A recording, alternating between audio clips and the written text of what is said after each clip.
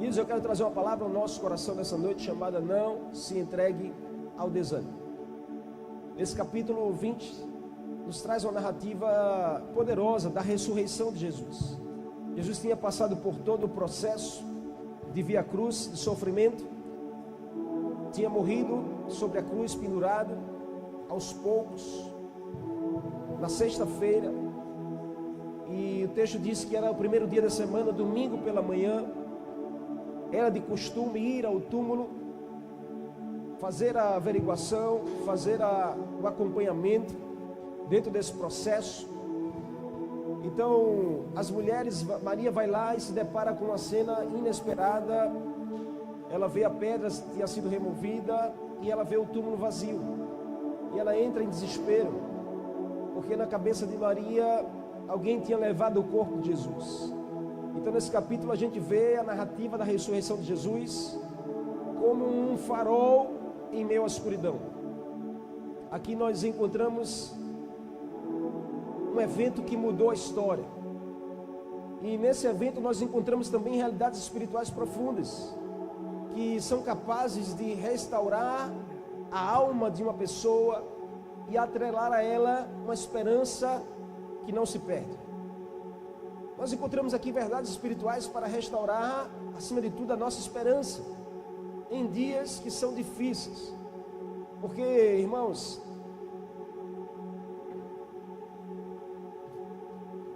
ser visitado pelo desânimo, todos nós estamos sujeitos a isso. Tem dias que a gente não tem ânimo, tem dia que, por tantas coisas que têm acontecido, nós somos roubados do nosso ânimo. E sempre que você está desanimado, está atrelado à perda da esperança, porque a falta de esperança, ela gera desânimo. Uma coisa está atrelada à outra. Quando você está esperançoso em algo, quando você está esperançoso por cumprir algo, por alcançar algo, você sempre estará animado para aquilo. Mas se você deixar a esperança de lado, o seu ânimo também ficará de lado. E toda falta de esperança, além de gerar desânimo, ela cria bloqueios nas nossas vidas. A gente para de crescer, a gente para de se comprometer, a gente para de agir. Desesperança, irmãos, ela é um estado emocional. Não é um sentimento, é um estado da sua alma. É uma falta de perspectiva para uma melhora, para um futuro. É quando a gente não vê sentido mais nas coisas. E tem tanta gente vivendo assim hoje, sem sentido para algumas coisas. Talvez para a sua família, talvez para a sua vida profissional, talvez para a sua vida ministerial. Isso é um dos principais sintomas de depressão, irmãos. É quando se perde o interesse por algo. Quando se perde a esperança, você entra em um desânimo profundo, e o desânimo vai te levando a um fundo do poço, onde você não vê mais sentido para nada, onde você não se sente mais alegria por nada. Depressão é um estado da nossa alma, e todos nós estamos sujeitos a passar por isso. Nós precisamos cuidar da nossa alma, nós precisamos cuidar da nossa mente. Nós precisamos nos posicionar para não deixar o desânimo ter a última palavra em nossas vidas. Não deixe que o desânimo tenha a última palavra no seu destino. O desânimo pode ser vencido mediante uma decisão firme de fé. A decidir guardar o nosso coração, a decidir mudar as nossas atitudes diante das circunstâncias que nos rodeiam. Afinal, Jesus diz no livro de João que nós precisamos ter bom ânimo, mesmo passando por aflições. Jesus estava dizendo que nós precisamos cuidar do nosso estado emocional, da nossa alma. Ter bom ânimo é uma decisão, não está atrelada às circunstâncias, porque ele disse: você vai viver aflição. Então, no meio da aflição, decida ter bom ânimo. No meio do problema, decida zelar e guardar a sua esperança, porque senão você vai desanimar, você vai desfinhar, você vai desistir, você vai abandonar o barco. Nessa palavra Jesus promete: eu venci o mundo E eu quero estar com você para te ajudar a vencer as tuas aflições. As dificuldades da vida, irmão, às vezes pressionam tanto a nossa alma. Tem tantas coisas que nos acontecem que às vezes até nos deixa sem fôlego. E o desânimo é isso mesmo, é aquele estado de prostração, é aquele estado de indisposição. Talvez você está aqui e você está se enquadrando. É aquela falta de vigor, ou mesmo um desapreço pelas coisas da vida, pelas coisas que te rodeiam, e até pela presença de Deus. Não tem mais nem ânimo para buscar, para pagar um preço, para passar meia hora, 1 hora de joelho. Não tem mais ânimo para estar lendo a palavra, para ir num GF, num grupo que é de comunhão. Não tem mais ânimo para estar vindo aos cultos. Você precisa repreender isso em nome de Jesus. Você precisa alimentar a tua esperança. Você precisa alimentar a tua fé.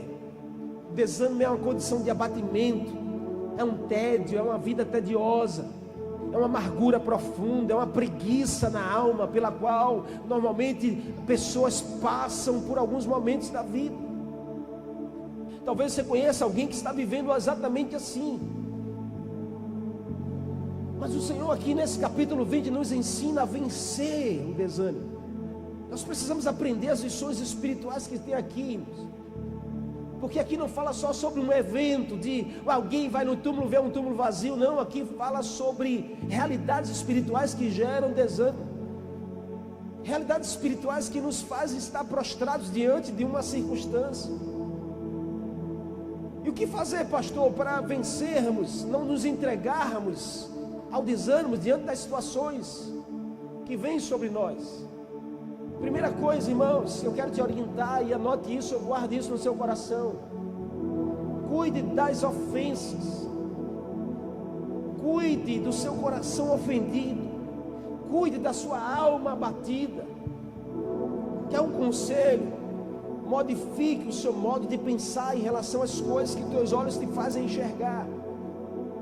O verso 2 desse capítulo diz que Maria foi ao túmulo, e quando viu a cena, viu a pedra, estava tirada, se removida, ela vê o túmulo vazio. Verso 2 diz que ela correu ao encontro de Pedro e de João, que o outro discípulo era o próprio João, e diz assim, tiraram do túmulo o corpo do Senhor, e não sabemos onde o colocaram. Maria se depara com aquela cena, e ela vai correndo aonde está Pedro, onde está João, e a voz de Maria é: olha, levaram o corpo de Jesus. Maria se depara com preste atenção, irmãos, porque isso aqui é tão poderoso. Maria se depara com a realização do que Jesus tinha prometido. Jesus já tinha alertado os discípulos, a Maria, que vai morrer, eu vou padecer, porque é necessário que eu morra para que vocês tenham vida. O templo será destruído, mas em 3 dias será reconstruído. Eu vou morrer, mas em 3 dias eu vou ressuscitar. Mas Maria, quando vai lá e vê aquela cena, irmãos, ela volta. E a palavra de Maria não é: ei, Jesus ressuscitou. Não, ela diz: ei, roubaram o corpo de Jesus. Maria não consegue perceber que a questão era espiritual e não material. Ela diz: o corpo não estava lá. No 3º dia, Jesus tinha dito: eu ressuscitarei. Mas Maria estava tão ofendida com o ocorrido, porque não foi fácil para eles aceitar que Jesus morreu na cruz. Ver o seu Senhor morrendo sem poder fazer nada.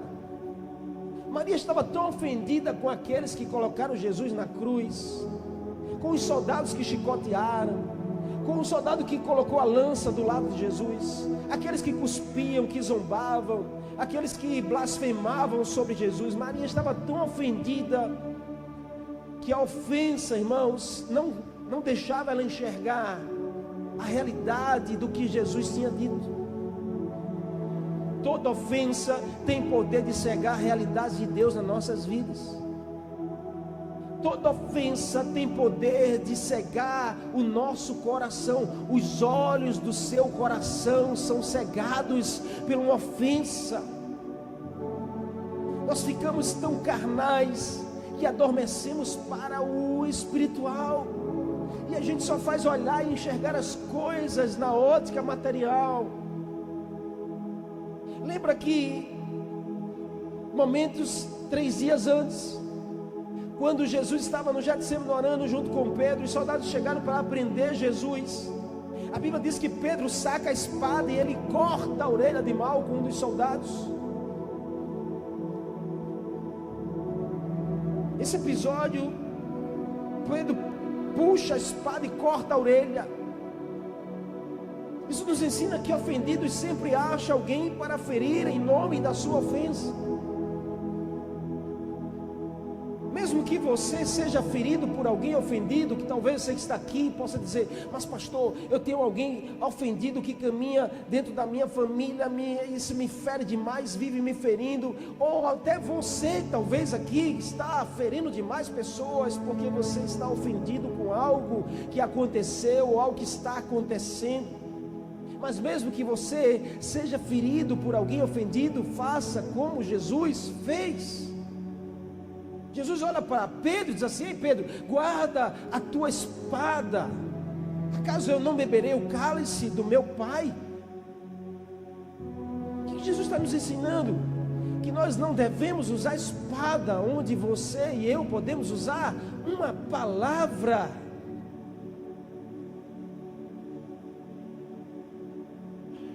O que nós precisamos, irmãos, nesse tempo é de mais palavra e menos espada.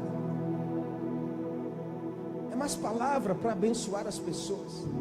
É mais palavra para gerar consolidação no coração das pessoas. É mais palavra para gerar o conhecimento de Jesus nas pessoas. É mais palavra para transbordar o amor de Jesus para as pessoas. Afinal, Jesus prometeu: se você está e beber dele, do seu interior fluirão rios e águas vivas que tocarão em pessoas. Essas águas não podem ser águas amargas. Essas águas que fluem de você na presença de Jesus são águas doces que vão tocar em pessoas. Então o mundo está precisando de mais palavras e menos espada, irmãos.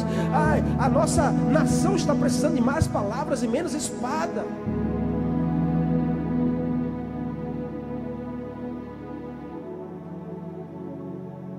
Cuide das ofensas. Isso é tão sério. Nós não podemos ser aqueles que andam ofendidos, andam guardando ofensas, mágoas, que alguém me feriu, porque alguém fez assim comigo. Resolva aos pés de Jesus. Cure a sua alma, sare as suas feridas. Bote o remédio certo na ofensa, mas não use espada que chegue a ferir pessoas. Não use espada que chegue a ferir a sua família. A ofensa limita os nossos olhos, porque o ofendido, ele olha tudo com essa ótica. Maria não enxergou a ressurreição, ela enxergou a perda e não a vitória. Escute, se nós não cuidarmos, nossos olhos só fazem enxergar as perdas, só faz enxergar o que falta. Em um olhar de desespero, ali estava Maria, se deparando com a cena de que o corpo não estava lá. Ela esperava encontrar o corpo morto de Jesus. Por quê? Porque o ofendido, ele só vai em busca daquilo que fala sobre morte. Você quer conversar outra coisa, mas alguém que está ofendido, ele só conversa sobre o lamento, sobre o que doeu, sobre o que fizeram. O que ela não estava conseguindo enxergar era que o túmulo vazio não simbolizava a morte, mas simbolizava a vida de Jesus.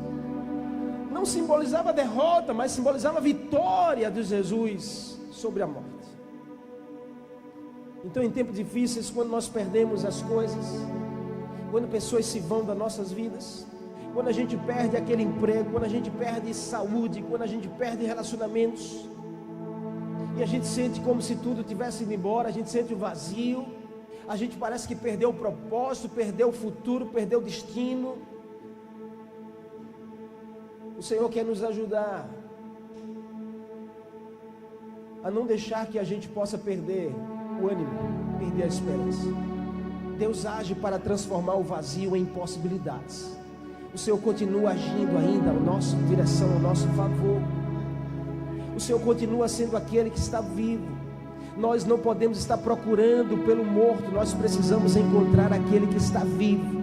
Nós precisamos parar de querer procurar com nossos olhos rastros de morte, de decepção, de feridas. Nós precisamos colocar os nossos olhos na esperança. Cristo está vivo, a cruz está vazia, o túmulo está vazio, mas o trono está ocupado pela presença dele. Que o meu e os seus olhos possam estar fixos aonde Jesus está. Não é sobre o que fizeram com você, mas é sobre o que Jesus fez para você naquela cruz. Para de alimentar as feridas, vamos olhar para o que nos aguarda à frente. Maria poderia ter um olhar diferente, chegar naquele lugar e celebrar, porque aconteceu aquilo que o meu Senhor prometeu. Mas se a gente não cuidar, irmãos, nossos olhos vão ser roubados das promessas do Senhor. Você sabia que tem promessa de Deus acontecendo e os seus olhos não estão vendo? Vou repetir porque você não entendeu. Você sabia que tem promessa de Deus acontecendo ao seu redor e os seus olhos não estão vendo? Por que será? Hoje o Senhor nos convida a cuidar da nossa alma, a sarar a nossa alma, a vivermos como homens e mulheres restaurados por aqueles que foram encontrados por Jesus. A ressurreição mostra que o que parece ser o fim, na verdade, é um novo começo. Existem novos começos para você e a sua casa. Em Cristo há um novo começo que a gente pode experimentar. Em Cristo não é o fim, em Cristo é o recomeço para mim e para a sua vida. Você pode aplaudir a Ele nessa noite?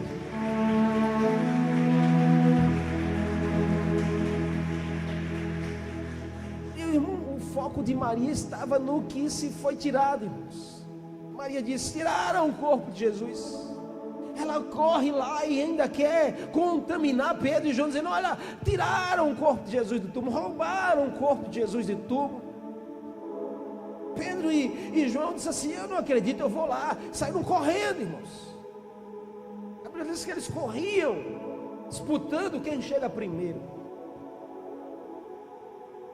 Por quê? Porque a gente precisa, irmãos, parar de focar no que foi tirado, parar de focar no que a gente perdeu, porque isso só alimenta o nosso desânimo. Tem gente desanimada porque só está olhando no que se foi tirado de você. Que tal você hoje começar a enxergar diferente, a olhar não para o que foi tirado, mas olhar para aquilo que está para vir, olhar para aquilo que te aguarda à frente. Como eu posso resolver isso, pastor? Resolva perdoar, irmãos. Perdoe e se livre, mesmo que você não sinta vontade. Mateus 6,14, a Bíblia nos ensina que, porque se perdoarem aos outros as suas ofensas, o Pai Celestial também os perdoará. Mas se não perdoarem aos outros, o Pai Celestial não perdoará as suas ofensas. É Bíblia. É Bíblia. Mateus 6, 14, 15. Quer resolver? Faça o que a Bíblia diz. Obedeça e você vai ver o bálsamo do Senhor alcançar o teu coração e a tua alma. Mas eu não tenho vontade de perdoar. Perdoe sem vontade. Porque perdão não tem a ver com sentimento, perdão tem a ver com decisão. Perdoar não é negar a dor, ou muito menos aprovar o erro do outro. Mas perdoar é liberar o ofensor do controle das suas emoções. Enquanto você não perdoa, aquele que te ofendeu controla as suas emoções. E é por isso talvez que você não consiga prosperar, não consiga se alegrar, não consiga romper. Hoje é o dia do romper de Deus na sua vida. Hoje é o dia que Jesus quer te levar a romper, a você entrar em uma outra atmosfera, a você experimentar da abundância do Senhor para a sua vida. O Senhor tem uma promessa de vida abundante para mim e para você. A gente não pode se contentar em viver menos do que isso, porque Jesus disse: eu vim para te dar vida e vida abundante.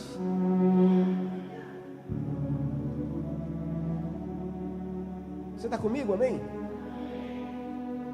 O texto continua dizendo que aqueles discípulos saem correndo e chegam até o túmulo. Outra lição para a gente não se entregar ao desânimo é: nós precisamos ficar atentos aos sinais. Diga essa pessoa que está ao seu lado, diga assim: fique mais atento aos sinais de Deus. Diga assim: o Senhor ainda dá sinais.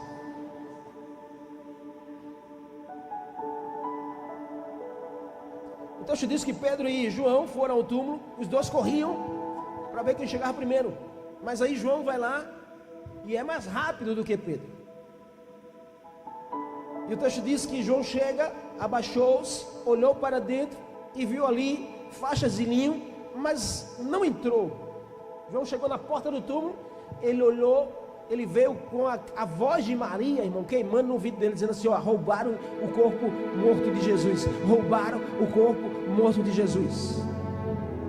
E ele vai com aquele âmbito de que aquela voz, que às vezes acontece isso comigo, com você, as pessoas falam algo pra gente e aquilo fica processando, fica queimando, fica no nosso ouvido, amém? Você está comigo aqui? Às vezes você nem sabe da situação, alguém te falou algo e você vai com o âmbito daquilo que alguém te falou. Às vezes você vai tomar satisfação com alguém, porque alguém falou para você que aquele alguém falou de você, mas você nem sabe, você vai lá com aquele âmbito para tomar satisfação, quando você nem sabe a realidade da coisa. João chega, olha, diz assim: viu os lençóis lá? Ele não entra, porque ele já viu que estava vazio, ele já viu que a pedra tinha sido removida. Ele disse: rapaz, Maria está certa. Vamos atrás de quem foi esse que roubou o corpo de Jesus. Quem teve coragem?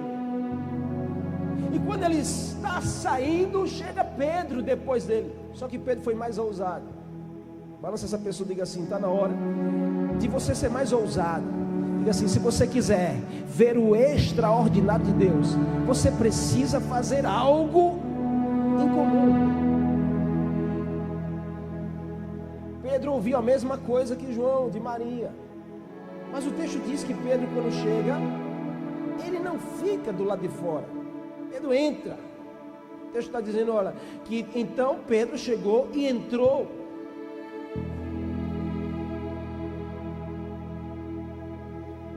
Quer romper? Quer romper? Quer romper na sua fé? Quer romper no sobrenatural de Deus? Está na hora de você sair do natural e começar a experimentar de algo mais poderoso no Senhor. Você está comigo? Pedro entra. Pedro não fica do lado de fora, Pedro entra. Diga a essa pessoa assim: quem fica do lado de fora não experimenta o que tem do lado de dentro. Diz mais uma vez assim: quem fica do lado de fora da porta não experimenta daquilo que é derramado dentro. Diga mais uma vez para essa pessoa entender. Diga assim: quem fica do lado de fora da porta não usufrui do que é liberado do lado de dentro.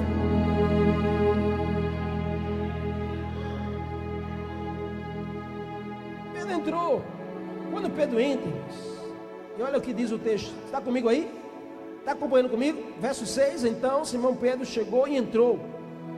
Também viu ali as faixas de linho que João tinha visto. Veio com a voz de Maria queimando, dizendo assim: roubaram, roubaram, roubaram. Pedro chega naquele âmbito. João chegou, olhou e disse assim: tem uns panos lá. João se vira, diz: ó, tem uns panos lá, mas está vazio. Levaram. Pedro disse: espera aí, eu vou entrar. Pedro entra.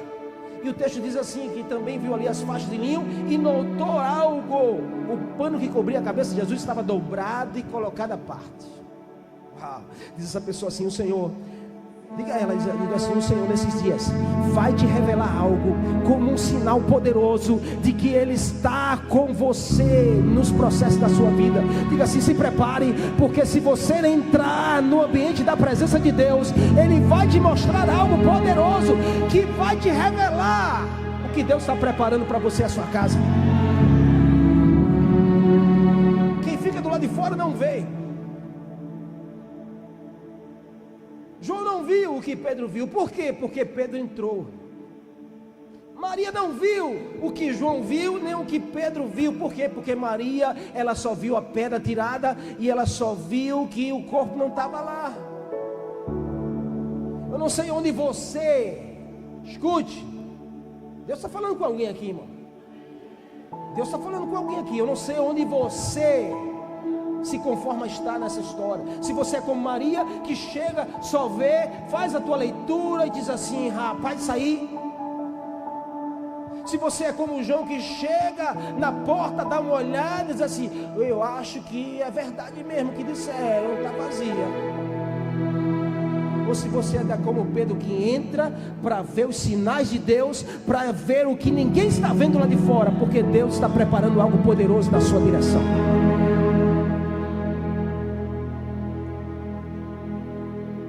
Vamos ser mais ousados. Olha 3 ou 4 pessoas aí, dizem: vamos ser mais ousados. Diga assim, diga assim: o reino de Deus é para os ousados. Diga ele assim: o reino de Deus. Vai, meu irmão, balança aí, diga assim: o reino de Deus, a tomada força é para aqueles que são ousados na presença do Senhor.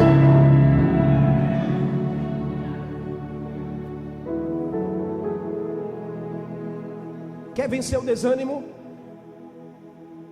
Quer não se entregar ao desânimo? Entre na presença. Fique atento aos sinais de quem entra. Irmãos, aprenda algo: quem entra não pode ficar disperso. Quem entra tem que ficar atento aos sinais.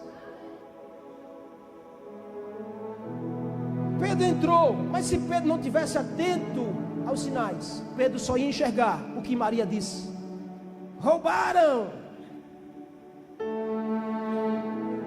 Eu quero declarar sobre a sua vida que você não vai enxergar o que os seus ouvidos estão ouvindo, você vai enxergar o que Deus está revelando aos teus olhos. Você verá sinais que ninguém está vendo, mas você verá, porque o Senhor vai te revelar.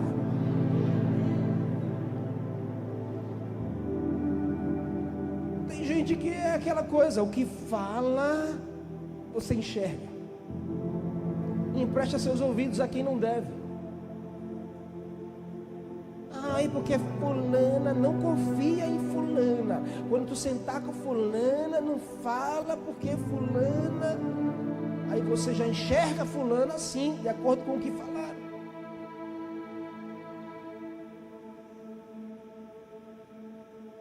Pedro vai lá, irmãos, de forma ousada. Pedro entra.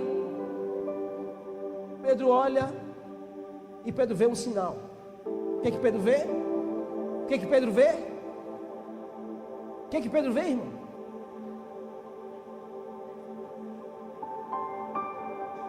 Pedro vê algo que ninguém tinha visto. Pedro vê, a Bíblia diz que Pedro vê o pano que cobria a cabeça de Jesus dobrado e colocado à parte. Nós vivemos em tempos, irmãos, que nos desafia demais, diretamente, aonde está a nossa esperança. Se é naquilo que nós ouvimos, se é naquilo que nós enxergamos, ou se é naquilo que nós cremos. Porque o mundo está cheio de incertezas.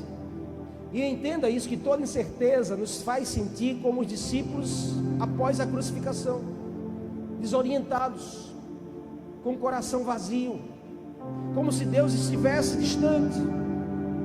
Aqui Jesus deixou um sinal sutil, mas poderoso, que seria capaz de restaurar a fé e a esperança, e não se entregar ao desânimo. Qual era o sinal? O lençol dobrado. Qual era o sinal? Jesus ressuscitou. Isso é tremendo demais. Jesus ressuscitou, levantou, E ele é tão poderoso que ele disse assim: eu não vou deixar de qualquer jeito. Espera aí.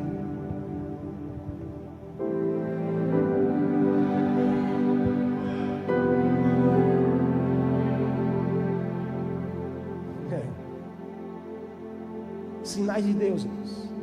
Sinais de Deus é para quem crê. Quando Pedro entra, ele vê um sinal. Ele olha e vê aquela cena.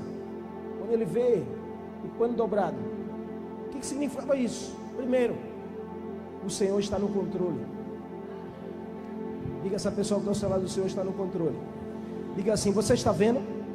Diga: abre os seus olhos, você está enxergando? Você está vendo o pano dobrado? Diga assim: olha lá para frente. Diga assim: olha lá para frente. Você está vendo o pano dobrado? Então o Senhor está no controle.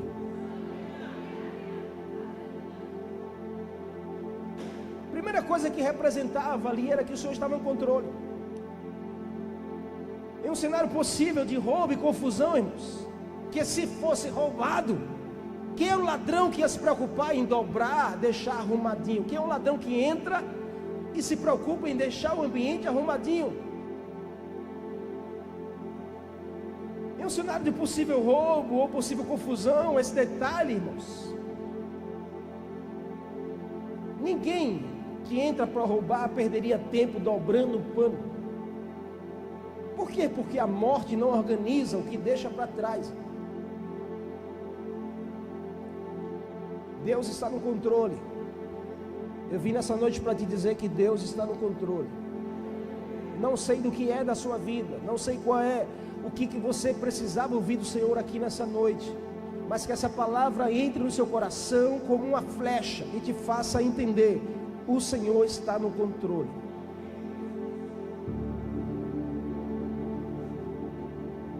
Deus está no controle, transformando o caos da cruz em ordem divina.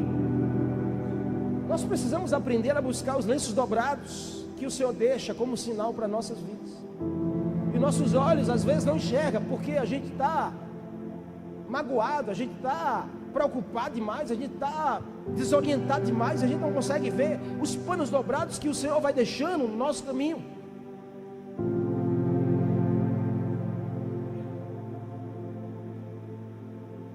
Pequenos sinais de ordem que o Senhor vai deixando, mesmo em meio à confusão, mesmo em meio ao caos, mesmo em meio à falta de controle, mas existe pano dobrado ainda aos seus olhos. Você precisa abrir os seus olhos e enxergar. Talvez seja uma palavra, talvez uma provisão, talvez até uma pessoa, mas o Senhor ainda dá sinais de que Ele está no controle. Amém? Amém ou não?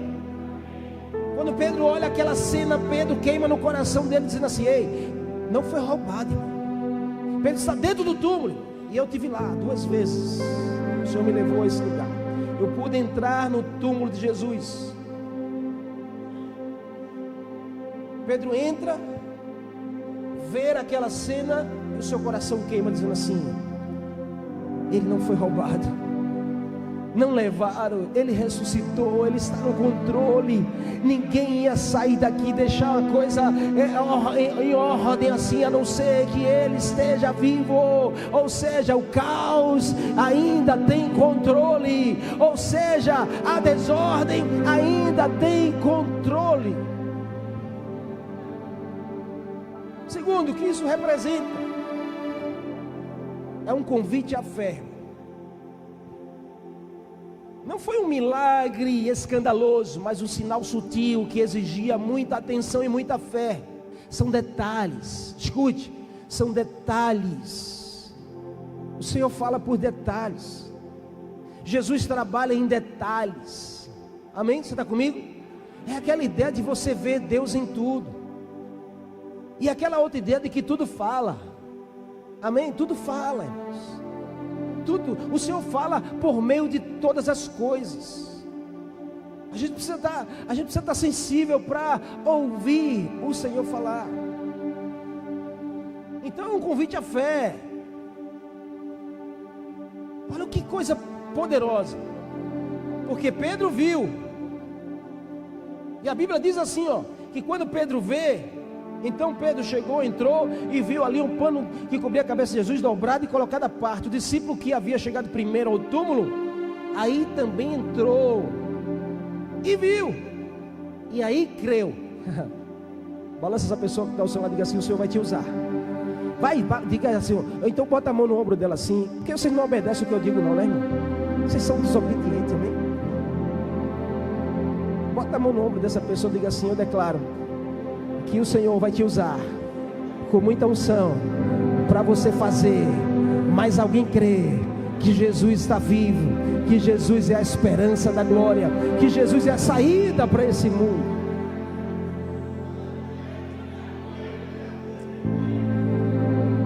Pedro possivelmente gritou lá de dentro: ei, João, não foi roubado, ele está vivo. João disse: é o quê? Entra para ver. Eu declaro que você vai trazer pessoas para esse lugar, para que o Senhor possa fazê-las enxergar e crer. Pedro diz: entra. Quando João entra, Pedro diz: olha, está vendo aqui? Estou vendo o quê? Está vendo não? Tu só viu lá o lençol jogado, mas olha para o detalhe. Está vendo o pano dobrado? A Bíblia diz que João viu e creu. Uau! Isso é um convite à fé. É um convite a uma fé prática, a uma fé ativa. João não saiu lá correndo. João foi impactado por aquilo.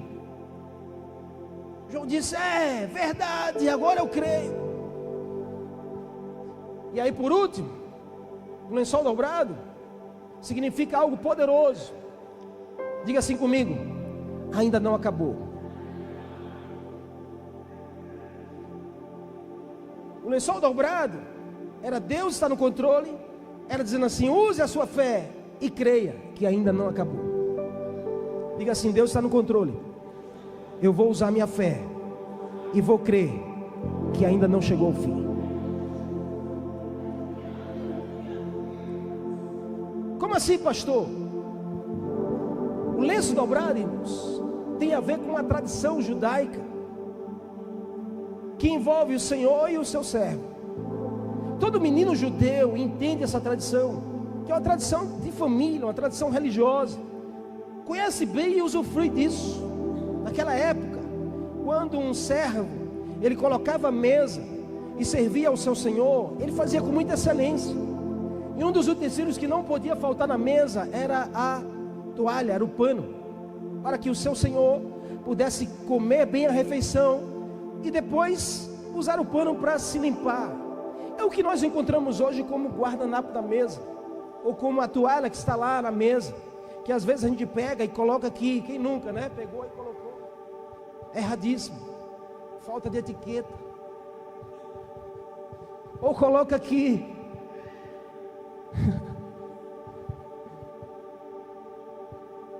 Então era a tradição judaica. Jesus, sabendo muito bem disso, Jesus disse: eu vou deixar um sinal poderoso. Jesus deixa o pano dobrado. Qual era a tradição?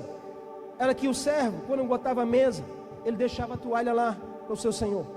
E o servo, ele não ficava à vista do seu senhor, ele ficava sempre na retaguarda, porque ele esperava muito bem que o seu senhor pudesse fazer a sua refeição. E quando o Senhor desse um sinal, ele obedecia. O que dizia a tradição?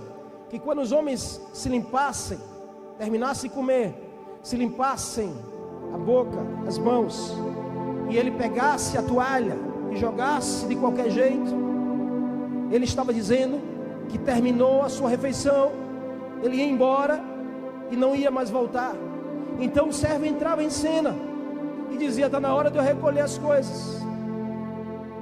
Mas a tradição dizia que quando o Senhor terminasse de comer, ele se limpasse com a toalha, mas ele pegasse a toalha, e o detalhe da toalha, ele dobrasse a toalha e colocasse na mesa. Ele estava dizendo para o seu servo: eu vou sair, mas eu vou voltar. Ainda não acabou. Então o servo, quando via aquela cena, ele entendia: o meu Senhor, ele ainda não concluiu, ele vai voltar à mesa. Quando Pedro vê aquela cena, o coração dele queima. E é por isso que ele contagia João. E é por isso que eles saem para contagiar os demais. O Senhor está nos chamando, irmãos, para esse tempo, em dias difíceis, onde nossa esperança pode vacilar. O Senhor está nos convocando para olhar os sinais, para estar atento à toalha dobrada que Jesus deixou, dizendo: ainda não acabou, eu vou voltar para concluir. Nós não podemos encerrar algo que Jesus ainda não terminou. O lenço dobrado nos lembra que Ele é fiel. Como diz Hebreus 10, 23, retenhamos firmemente a esperança que professamos, pois aquele que prometeu um dia, Ele é fiel para completar. Cada promessa de Deus vai se cumprir na sua vida.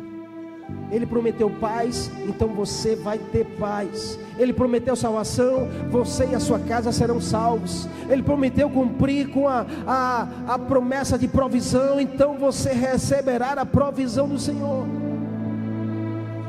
Quando você estiver desanimado, lembre-se do lenço dobrado.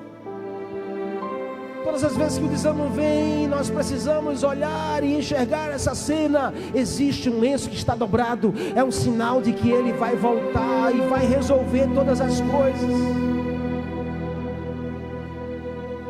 Não deixe o desânimo parar você.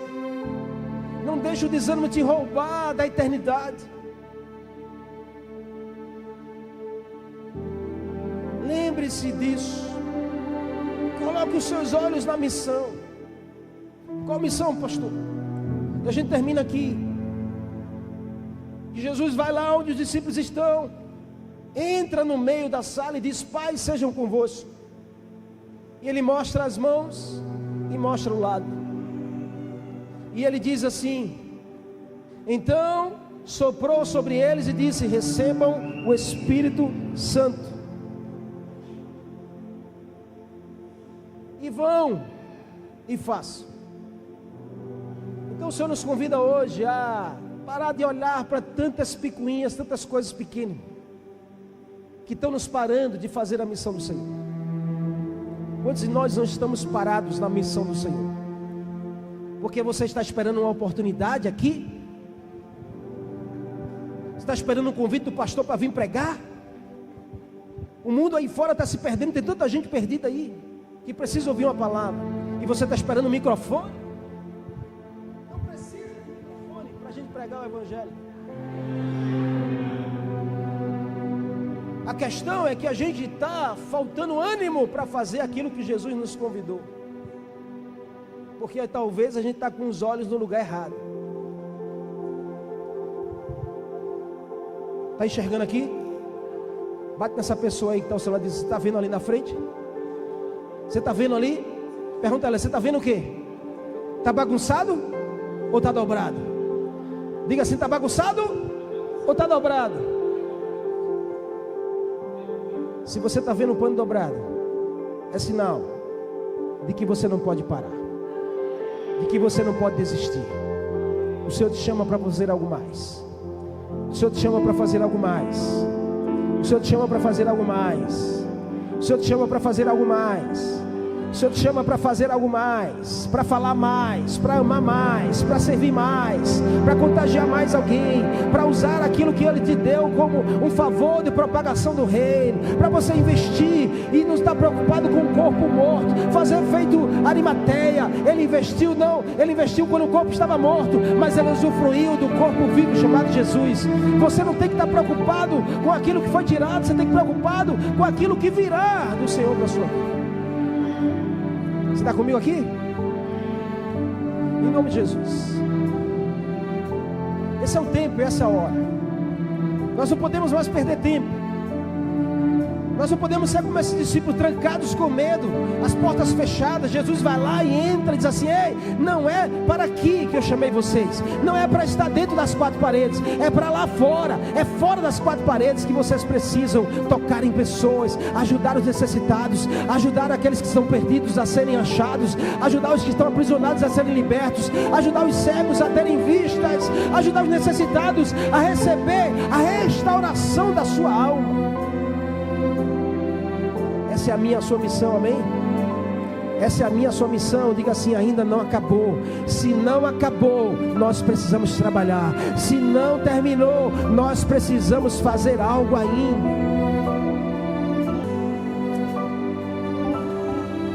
Hoje o Senhor está dizendo a você o que Ele disse aos discípulos. Ele soprou e disse assim: recebam mais do Espírito Santo sobre o seu coração e a sua alma. Recebam mais do Espírito Santo sobre você. Amém? Coloca a mão no teu coração em nome de Jesus. Queria que você orasse por você mesmo. Diga assim: Senhor, diga: Senhor, reacende a chama no meu coração. Diga: Senhor, abre os meus olhos espirituais para eu ver os sinais. Diga: Senhor, me faz resolver as pendências da minha alma.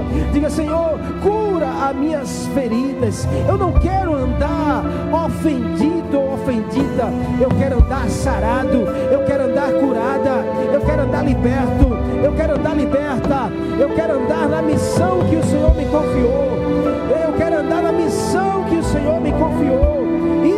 Por todo mundo, fazei discípulos de todas as nações, batizando-os em nome do Pai, do Filho e do Espírito Santo, e ensinando-os a obedecer tudo aquilo que eu vos tenho dado, e assim eu estarei convosco todos os dias dessa terra. Todos os dias eu estarei convosco. Diga: Senhor, me envia com unção, com ousadia, com talentos para te servir. Aonde eu estiver, eu quero servir ao teu reino. Aonde o Senhor me levar, eu quero ser a voz da esperança. Em nome de Jesus, receba mais o Espírito Santo hoje. Receba mais o Espírito Santo hoje. Queime na presença dele. Reacende a chama. Ouça a voz de Jesus. O corpo não foi roubado. Ele está vivo. Ele está vivo.